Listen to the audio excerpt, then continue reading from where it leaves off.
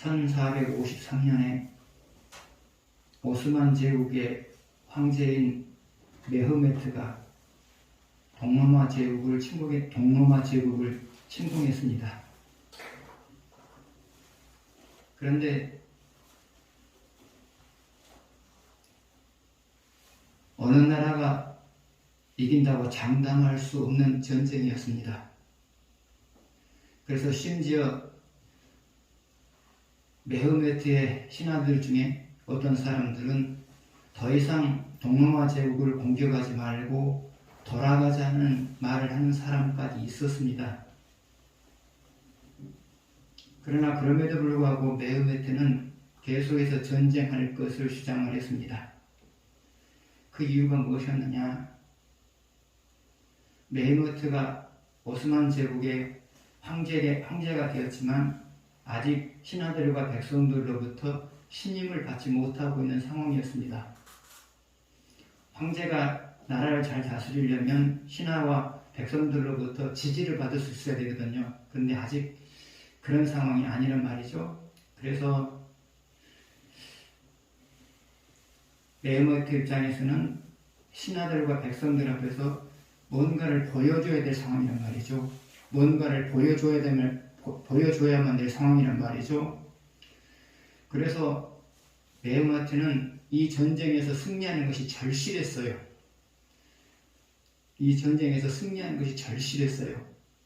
이겨야만 앞으로 나라를 잘 다스릴 수 있다. 그런 마음이 그에게 있었어요. 사실이 그렇고요. 전쟁은 오랫동안 계속이 돼요. 때로는 오스만 제국이 불리한 상황까지 이르게 되었어요. 그래서 사람들은 신하들은 적당하게 평화조약을 체결하고 돌아가자고 말하기까지 했어요. 그러나 메흐메트는 고집을 해요. 왜요? 지금 한 번의 승리가 절실하거든요. 여기서 물러나고는 안 되거든요. 어떻게든지 전쟁을 해서 이겨야만 앞으로 자기가 오스만 제국을 잘 다스릴 수 있거든요. 그래서 장사들의 사기를 진작시키면서 계속해서 공격하게 만들어요. 그래서 결국은 오스만 제국이 동로마 제국을 정복하고 말아요. 메흐메트가 계속해서 전쟁을 독려했던 것은 절실함 때문이에요. 절실함 때문이란 말이죠. 다른 사람들은 이겨도 그만이고 저도 그만이지만 이 사람은 메흐메트를 이겨야 돼요. 이겨야만 지금 신하들과 백성들의 지지를 받을 수 있고요. 그래서 오스만 제국을 잘 다스릴 수 있었어요. 그래서 전쟁을 계속해서 하도록 독려했던 것은 절실함 때문이었단 말이죠. 그러면 신앙인이 받은 말씀을 실천하는 것이 절실할 때가 언제일까요? 받은 말씀을 실천하고 싶은 마음이 절실할 때가 언제일까요? 첫 번째로 내가 해결할 수 없는 고민거리를 만났을 때예요. 왜 그러느냐? 내가 해결할 수 없는 고민거리를 만났으면 하나님이 해결해줘야 되거든요. 해결해줘야 되거든요. 그런데 하나님이 해결해 주려면 내가 받은 말씀대로 살아야 되거든요. 두 번째로 신앙이 받은 말씀대로 살고 싶은 마음이 절실할 때가 언제이냐? 그것은 장애물을 만났을 때예요. 장애물을 극복해야만 내가 원하는 것을 성취할 수 있어요? 근데 극복할 수가 없어요? 그러면 하나님의 도우심을 받아야 돼요. 그러면 하나님의 도우심을 받으려면 어떻게 되느냐? 내가 받은 말씀대로 살아야 되거든요. 그래서 장애물이 있는 사람들이 받은 말씀대로 살고자 하는 절실함이 있어요. 세 번째로 받은 말씀대로 살아가고자 하는 마음이 절실한 사람들이 누구냐? 그것은 보다 나은 삶을 살고자 하는 사람들이에요. 왜요? 보다 나은 삶을 살아가려면 하나님의 도우심이 필요하거든요. 그래서 보다 나은 사람들을 추구하는 사람들은 받은 말씀대로 살아가고자 하는 마음이 절실해요. 여러분, 아무튼 신앙인에게는 받은 말씀대로 살아가고자 하는 마음이 절실해야 돼요. 절실해야만 받은 말씀대로 살아가지, 절실하지 않으면 받은 말씀대로 안 살거든요.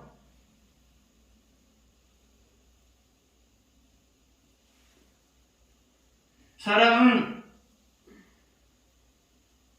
고난이 있고 장애물이 있을 때는 받은 말씀대로 살아가야겠다는 마음이 절실해요. 그러나 살만 하면 절실하지 않거든요. 살만 하면 절실하지 않거든요. 그런데 살만 함에도 불구하고 절실할 수 있는 방법이 있어요. 그것은 보다 나은 삶을 살아가고자 목표를 정하는 거예요. 보다 나은 삶을 살고자 하는 목표를 정하는 거예요. 그 목표가 있는 사람은 절실해요. 왜요? 하나님의 도우심이 있어야만 그 목표를 이룰 수 있기 때문에 목표가 있는 사람은 절실해요. 그래서 여러분, 삶이 평탄하면 신앙을 관리하기가 힘들어요. 삶이 평탄하면 신앙을 관리하기 힘들어요. 다시 말하면 살만 하면 신앙 관리하기 힘들어요. 근데 살만 함에도 불구하고 신앙을 관리할 수 있는 유일한 비결이 뭐라고요?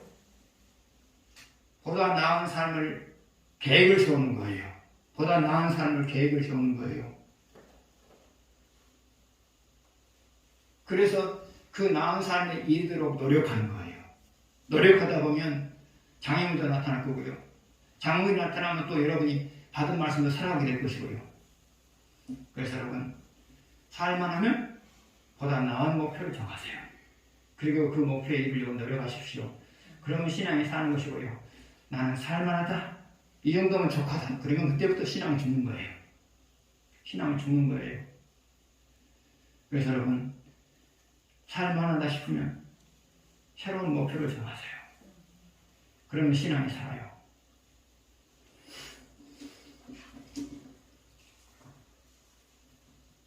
(1절) (2절을) 다시 해보겠습니다.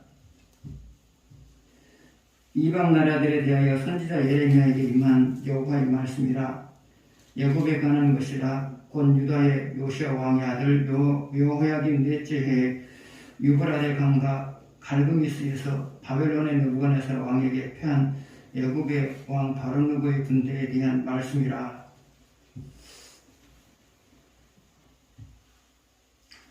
본문을 우리가 다 읽을 필요는 없을 것 같아요. 읽으면 너무 시간이 많이 걸리고요. 근데 이 두 절만 가지고도 충분히 본문 전체를 아우를 수 있을 것 같아요.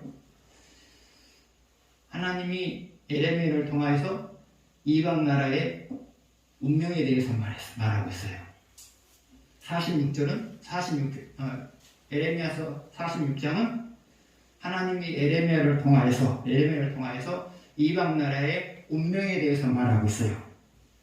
구체적으로 말하면 애굽의 운명과 바벨론의 운명에 대해서 말하고 있어요. 그러면 하나님이 이방 나라의 운명에 대해서 말하는 이유가 뭘까요? 그것은 이방 나라의 운명을 결정하신 이가 하나님이시기 때문에 그런 거죠.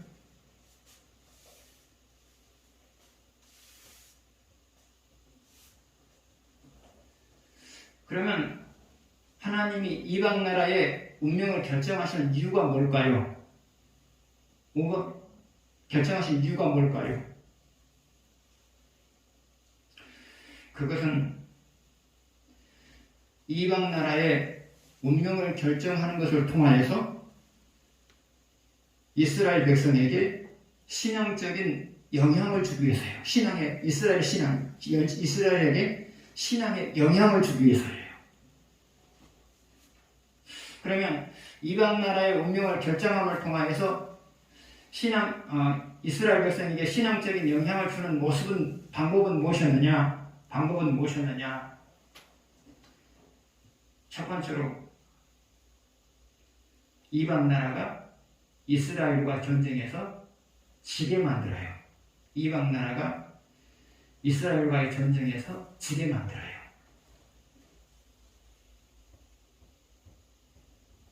그러면 하나님이 이방 나라가 이스라엘과의 전쟁에서 지게 만든 이유가 뭐냐? 그것은 이스라엘로 하여금 하나님을 이전보다 더 사랑하게 만들기 위해서예요. 이전보다 더 사랑하게 만들기 위해서예요. 여러분도 그러잖아요. 인생의 문제와의 싸움에서 이기면 이전보다 하나님을 더 사랑하게 되죠. 왜 그러죠? 하나님께서 은혜를 베풀어 주셔서 내가 인생의 문제와의 싸움에서 이겼다는 사실을 알기 때문에 이전보다 조금 더 하나님을 더 사랑하게 돼요. 하나님이 이방 나라로 하여금 이스라엘과의 전쟁을 지게 만든 이유가 뭐냐? 이스라엘 백성으로 하여금 하나님께서 은혜를 베풀어 주심으로 인하여서 우리가 이방 나라와의 전쟁에서 이겼다. 그러므로 우리가 좀 더 그 하나님의 은혜에 감사해서 좀 더 하나님을 사랑하자. 이 마음을 갖게 만들기 위해서 이방 나라로 하여금 이스라엘의 전쟁에서 지게 만든 거예요. 그러면 이런 일의 대표적인 사례들은 무엇일까요? 첫 번째로 출애굽 사건이에요.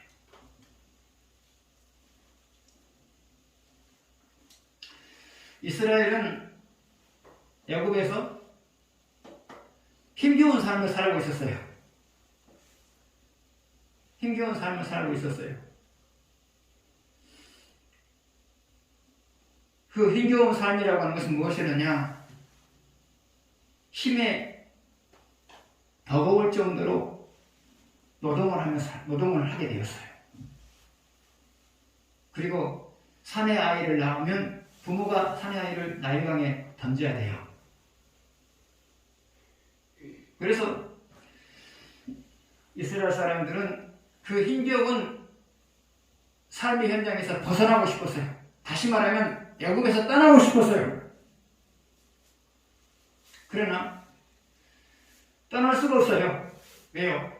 애굽과의 싸워서 이길 만한 힘이 없기 때문에 떠나고는 싶지만 떠날 수 있는 힘이 없어요. 그래서 그대로 머물러 사는 거예요. 떠나는 것을 포기한 거예요. 그런데 하나님은 이스라엘을 대신해서 애굽과 싸워요. 이스라엘은 포기해버렸지만, 힘이 없어서 포기해버렸지만 하나님은 이스라엘을 대신해서 싸워요. 10가지 재앙을 일으켜요. 그래서 바로의 마음을 돌려놔요. 바로의 왕의 마음을 돌려놔요. 그래서 이스라엘 백성들은 애굽에서 나왔어요. 근데 바로왕의 마음이 또 바뀌어요. 그래서 또 추격이 와요.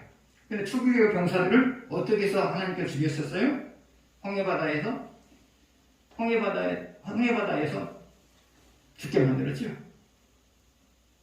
다 익사하게 만들었죠.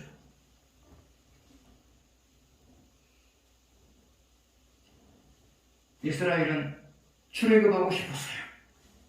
그러나 그럴 만한 힘이 없었어요. 그렇기 때문에 포기했어요. 그런데 하나님이 이스라엘을 대신해서 싸우셨어요. 그래서 그들의 소원을 이루어줬어요. 이스라엘들은 대신 싸워주신 하나님의 은혜에 감사해서 이전보다 조금 더 하나님을 사랑하게 되었어요. 속을 치면 하나님을 찬양하는 모습이 나오죠. 미리암의 속을 치고 속을 칠 때 사람들이 찬양하는 모습이 나오죠. 이게 출애굽기 한 15장이가 될 거예요. 그 부분입니다. 그 사건을 통하여서 이스라엘 백성들은 이전보다 조금 더 하나님을 사랑하게 돼요. 여러분도 살다 보면 반드시 그 인생의 문제를 해결해야 돼요. 근데 해결할 힘이 없어요. 그래서 포기해버렸어요. 그런데 하나님이 여러분의 인생의 문제와 대신 싸워주심으로 인하여서 어느 순간에 나도 모르는 순간에 해결되버릴 때가 있어요. 그래서 여러분들은 하나님께 감사하지요. 그러면서 동시에 이전보다 조금 더 하나님을 사랑하게 돼요.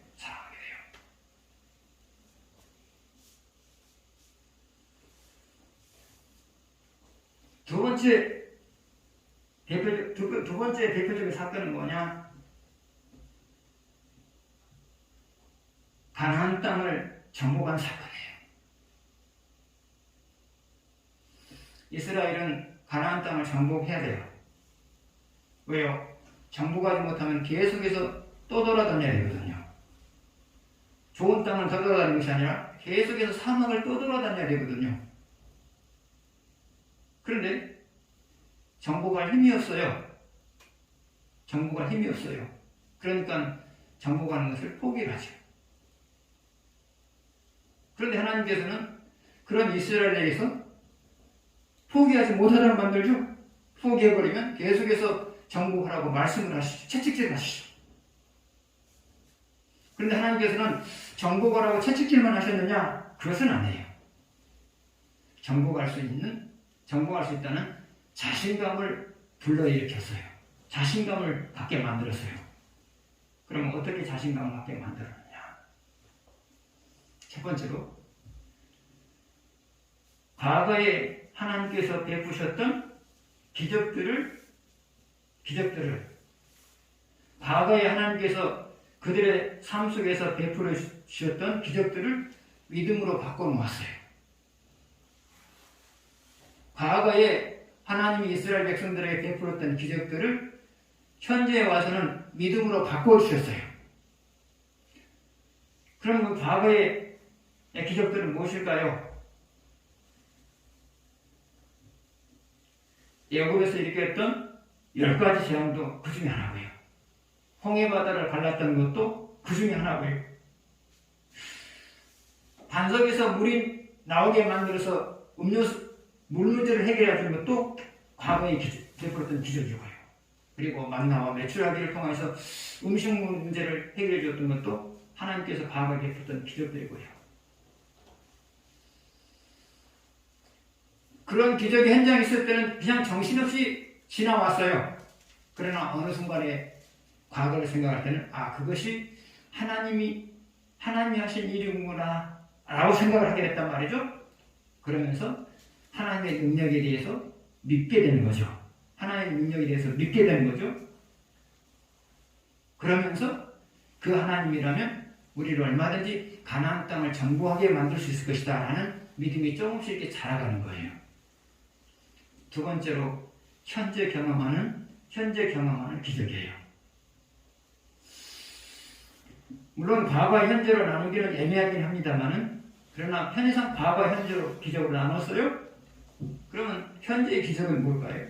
가장 현실적인 현재의 기적은 뭘까요? 그것은 아말렉과의 싸움에서 이긴 거예요.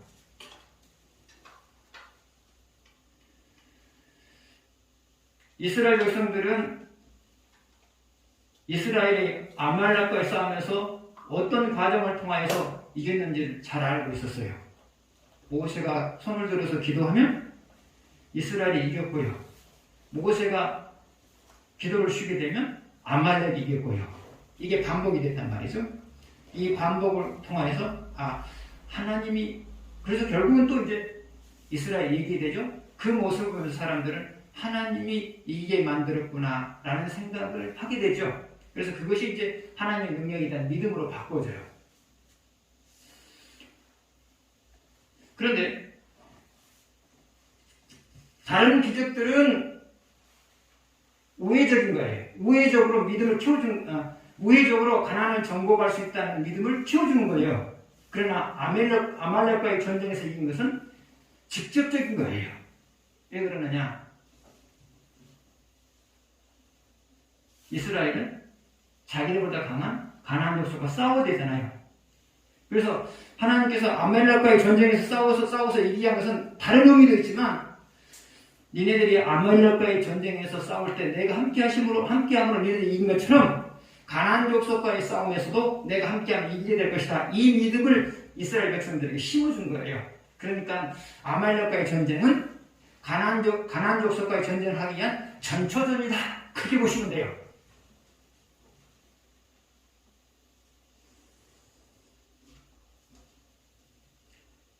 아무튼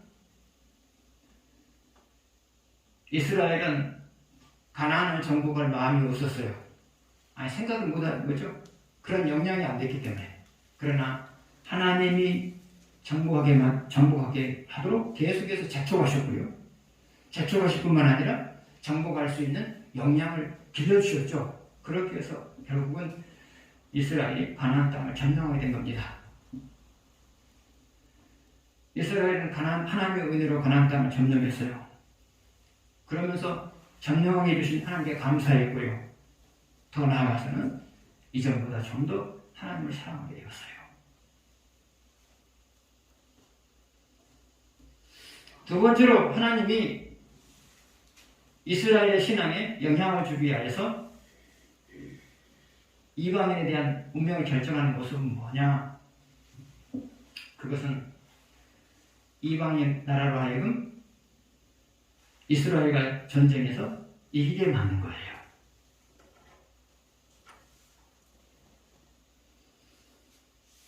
그러면 하나님이 이방 나라로 하여금 이스라엘과의 전쟁에서 이기게 만든 이유가 뭐냐? 그것은 이스라엘로 하여금 신앙을 회복시키고자 하는 마음에 회복시키고자 하는 목적이에요. 살다 보면 여러분도 인생의 문제에 의해서 지배를 당해요. 하나님이 여러분을 하여금 인생의 문제에 지배를 당하게 하는 목적이 뭐냐? 그것은 여러분의 신앙을 회복시키기 위함이에요. 하나님이 이방인으로 하여금 이방 나라로 하여금 이스라엘을 지배하게 하는 목적이 뭐냐? 그것은 이스라엘을 괴롭게 함으로 인하여서 하나님께 돌아오게 만들기 위한 목적이었단 말이죠. 돌아오게 만들기 위한 목적이었단 말이죠.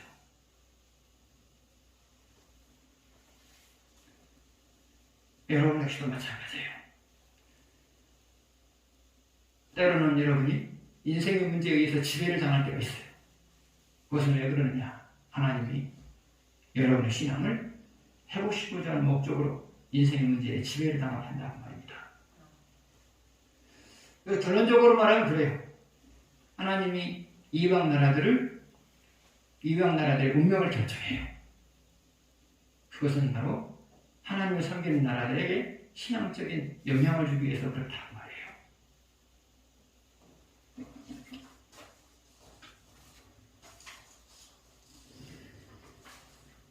27절, 28절 보시겠습니다.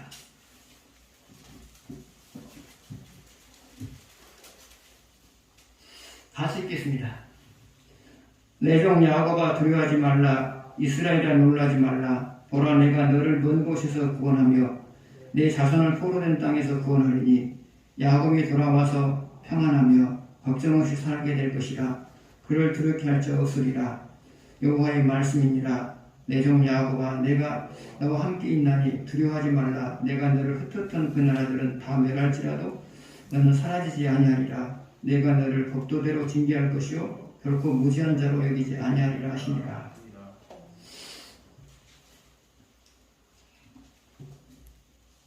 (27절) (28절의) 내용은 뭐냐? 하나님이 유다를 멸망시켜요. 하나님이 유다를 멸망시켜요. 멸망시킨 다음에 유다를 이루하는 내용이 바로 27절과 28절의 내용이에요. 그럼 핵심은 뭐냐? 내가 너희들을 멸망시켰지만 언젠가는 내가 너희들을 다시 회복시킬 거다. 이것이 핵심이에요. 그래서 하나님이 이스라엘을 멸망시켰어요. 이스라엘이 계속해서 우상 숭배를 하자 이스라엘을 돌이킬 수 있는 방법이 없으니까 할 수 없이 유다를 멸망시켜요. 그런데 멸망시켰어도 여전히 자기 백성이잖아요. 멸망시켰도 여전히 자기 백성이잖아요. 그렇기 때문에 자기 백성들로 하여금 지치지 않도록 극복해낼 수 있도록 이로의 말씀을 하시는 거예요. 그 이로의 말씀이 한마디로 하면 뭐냐? 내가 니네들을 돌아서게 만들기 위해서 어쩔 수 없이 멸망시켰지만 그러나 적당한 때가 되면 다시 말하면 조건이 형성이 되면 내가 너희들을 반드시 회복시킬 거다. 이것이 바로 이로예요.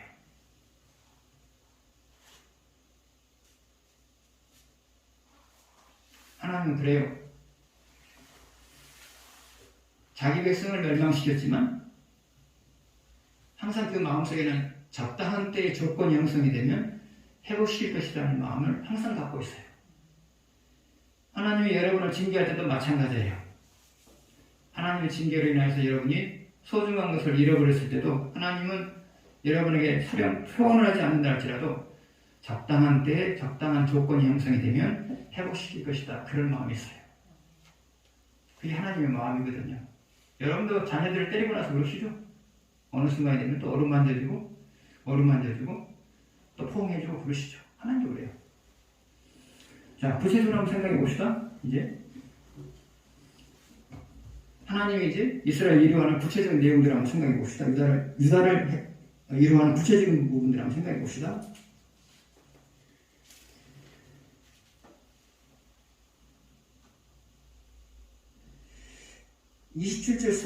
네 번째 줄을 한번 보실래요? 세 번째 줄이요.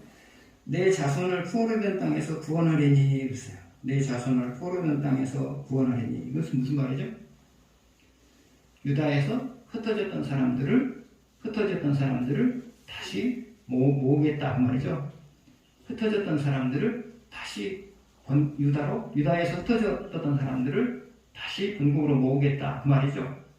여러분으로 말하면 여러분이 징계로 인하여서 잃어버렸던 것들을 다시 하나님께서 돌려주시겠다 그 말이죠. 그래서 흩어졌던 사람들을 다시 본국으로 돌아오게 만든 본국으로 모아드린다 그 말이죠. 하나님은 여러분에게 징계했을 때 흩어지게 하신단 말이죠. 소중한 것들 흩어지게 하신단 말이죠. 그러나 적당한 때가 되면 다시 그걸 모아주시죠. 그 다음 또 보시겠습니다.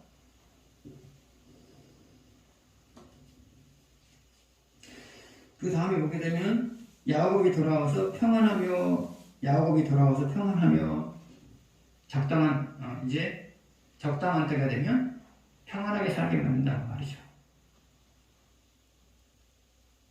평안하게 살게 만든다고 말이죠. 평안하다고 하는 것은 뭘까요?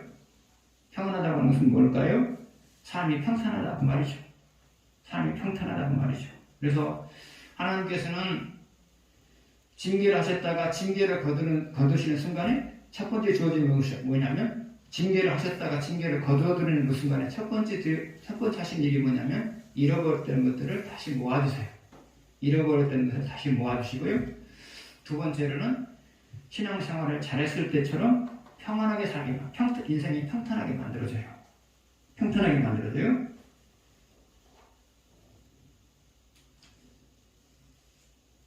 그 다음에 또 하나요. 28절 둘째 줄은 뭘까요? 내가 너와 함께 있나니 그랬어요. 내가 너와 함께 있나니 그랬죠. 하나님이 여러분에게 한 징계를 거둬들였을 때 나타난 것이 뭘까요? 하나님의 함께 하심이 여러분의 삶 속에 나타나는 거예요. 하나님의 함께 하심이 여러분에 나타나는 것이고요. 마지막으로요.